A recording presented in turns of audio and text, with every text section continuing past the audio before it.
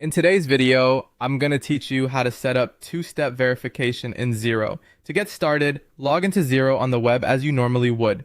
Once you're signed in, look for the account menu and open it. From there, select two-step verification. This is the area where you can turn on an extra layer of protection for your account. Two-step verification helps keep your account more secure by requiring not only your password, but also a temporary code generated on your device. That means even if someone knows your password, they still won't be able to access your account without that second code. Once you're on the two-step verification setup screen, you'll be asked to choose how you want to receive your verification codes. You can select Xero Verify, which is Xero's own verification app, or you can choose another authenticator app if you already use one and prefer to keep everything in the same place. Either option will work for generating the secure code you need during sign-in.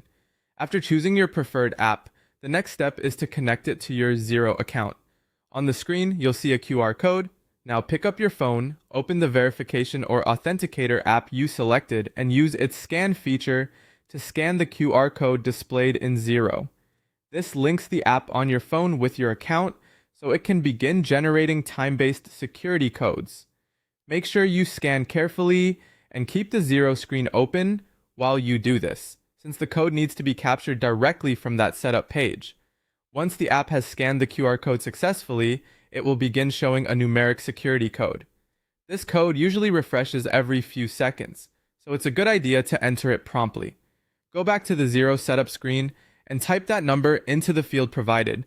This step confirms that the app has been linked correctly and that the codes being generated on your device match what Xero expects. After you enter the code, your two-step verification setup should be complete. From then on, whenever you sign into Xero, you'll use your password first and then enter a fresh code from your app. This adds a simple but important layer of security to your account and helps protect your business information.